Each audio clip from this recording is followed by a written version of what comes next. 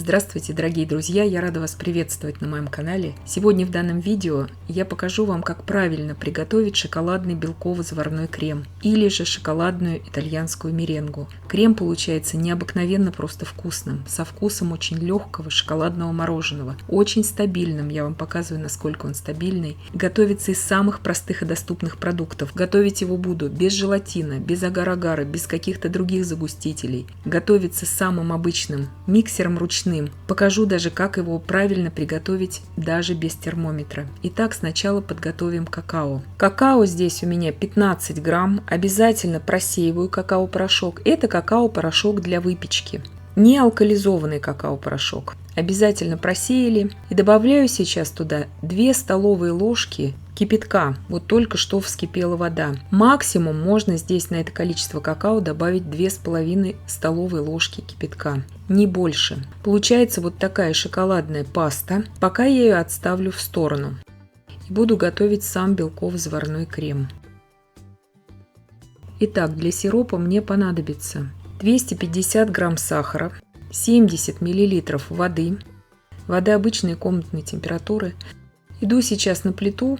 На полном огне буду доводить этот сироп сахарный до кипения. Здесь у меня 100 грамм белка обычных куриных яиц. Это примерно белки от 3 крупных яиц. 8 грамм ванильного сахара. Яйца перед тем, как разделять их на желтки и белки, нужно хорошо промыть, и я всегда дезинфицирую спиртом, чтобы яйца были идеально чистыми. И яйца берем самые свежие. Сироп у меня уже практически закипел. И вот с того момента, как он у меня будет сейчас кипеть, я буду отсчитывать уже время, чтобы если у кого-то нет, допустим, термометра, чтобы вы знали. Ровно 2 минуты прокипел сироп. Добавляю в него 1/4 чайной ложки лимонной кислоты. Ее добавить нужно обязательно, иначе крем у вас будет очень неустойчивым. 113 градусов Цельсия, у кого есть термометр. Очень удобно вот так вот, если лопатка у вас есть тоже деревянная или какая-то силиконовая с дырочками, очень удобно туда всегда ставить градусник, чтобы он не касался дна кастрюли. И как только добавили лимонную кислоту, начинаем взбивать белки. Сейчас еще 1,5 минуты у меня будет кипеть сироп на полном огне в кастрюле с толстым дном. Лучше, конечно, здесь, раз ручным миксером работаем, брать ковшик. И все это время я непрерывно взбиваю белки на полной скорости миксера. Сироп я доведу сейчас до температуры 123 градуса Цельсия. Сироп я всегда провариваю побольше, чем вот в классическом варианте белково-заварного крема. Снимаю сейчас ковшик с огня, и примерно 40 секунд он у меня будет сейчас остывать.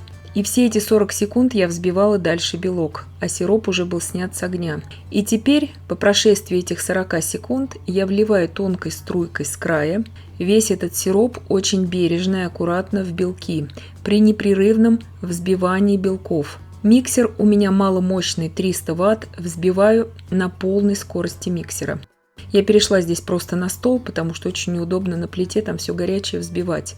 Сейчас я буду взбивать момента введения сиропа, когда я закончила вводить сироп в белки, еще ровно 2 минуты. Это моим маломощным миксером. Смотрите все по вашей ситуации. Сироп здесь важно проварить до 123 градусов Цельсия. По минутам, как я это проваривала, я вам сказала. Если у вас миксер планетарный, очень мощный, допустим, 1000-1200 Вт, конечно же, тогда это все взбивается быстрее. Вот когда начнут сейчас в креме появляться такие характерные пустоты, тогда уже крем в принципе будет готов. Вот там внизу эти пустоты уже видно в креме. То есть он не тянется. У него внутри есть, уже образовываются пустоты, их видно, видите? Они начинают, эти пустоты, отделяться от краешков посуды. И наматываться очень сильно начинает крем на венчики. И крем становится очень-очень стабильным. Пустоты хорошо уже видно с краев посуды. Если у вас крем такой вязкий и он еще не довзбит, значит взбивайте просто дальше. У всех миксеры разные, но здесь очень важна температура сиропа. У меня даже миксер, как бы сами венчики оттуда выпали, настолько плотный крем. Вот такой он супер устойчивый, этот крем. Сейчас в шоколадную пасту, которую мы приготовили ранее, щедрую такую ложку столовую добавляю крема, только что взбитого. Ни в коем случае здесь ждать ничего нельзя. Крем еще очень горячий. И все очень аккуратно и досконально перемешиваю вот это какао и белковый крем. Такая масса получится, она, конечно же, разжижится.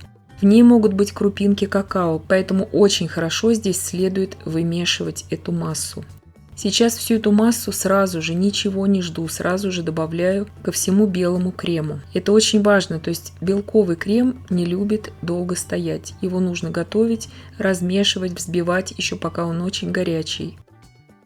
И бережно сейчас перемешиваю лопаткой, как бы мы с вами вмешивали белковую массу, допустим, в бисквитное тесто.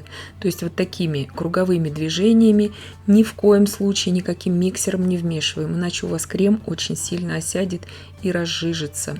Ни в коем случае не добавляем сухое какао в крем. Многие очень допускают эту ошибку, получается просто непонятная субстанция. Я пробовала делать это также с шоколадом. Вот здесь насадку розу я показываю вам, сейчас наполняю, потом насадку хризантему. Также буду использовать, покажу, как цветы из него делать. Я пробовала делать это на шоколаде, не на какао. Крем получается очень приторно-сладким, просто невозможно сладким. Какао-порошок здесь очень дает, раскрывается аромат, потому что горячий крем и заваривался также кипятком какао-порошок. И также он как бы редуцирует вот эту самую сладость в креме. Крем получается очень вкусный. Очень напоминает вкус легкого воздушного шоколадного мороженого. Вот так показываю вам, из него превосходно отсаживаются розы. Здесь у меня, к сожалению, камера не очень хорошо сфокусировалась. Но я думаю, что смысл понятен.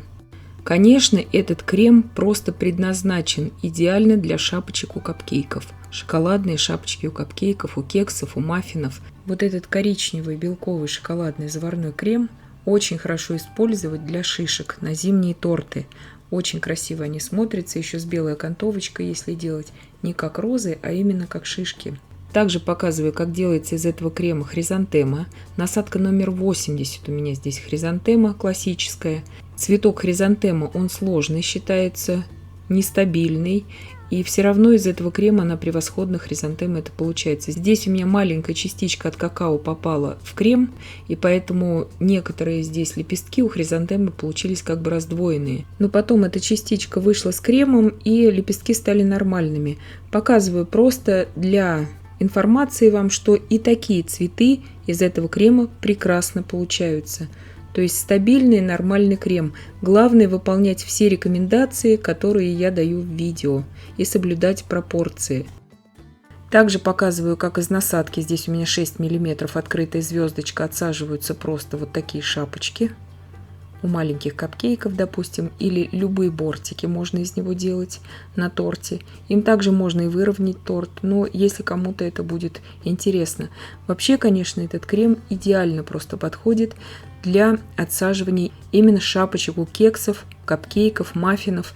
То есть это именно на кексы, на капкейки. Вот такая вот у меня получилась композиция. Насадка здесь у меня 336. Большая насадка кондитерская. Вот этот крем белый у меня остался на венчиках. Я его сейчас весь собрала в кондитерский мешок, делаю вот такую полоску. Поэтому у меня такая белая полоска на креме, когда я вам в начале видео показывала. Сейчас заполняю весь кондитерский мешок уже шоколадным кремом. Можно не делать, естественно, эту полоску из белого крема, можно просто шоколадным кремом здесь работать. Я просто показываю вам для дополнительной информации. И вот такие вот прекрасные шапочки у капкейков у меня получаются. То есть все это получается, если делать это все именно как вот я делаю в видео. Пропорции, температурный режим.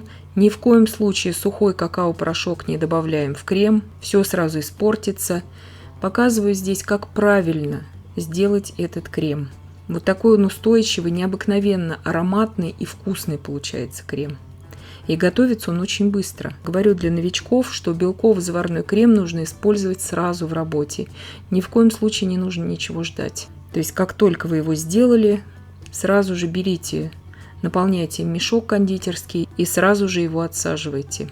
Сразу отвечу здесь на вопрос в комментариях, насколько примерно хватит этого крема. Этого крема в зависимости от того, какой высоты вы будете делать эти шапочки у капкейков, хватит минимум от 12 до 30 капкейков. Это в зависимости, какие они у вас будут высокие, но хватит их намного. То есть крем очень бюджетный получается. И я надеюсь, что видео было полезным и познавательным. Подписывайтесь на мой канал, ставьте лайки, пишите комментарии. Я всем желаю больших успехов и до встречи в новых видео.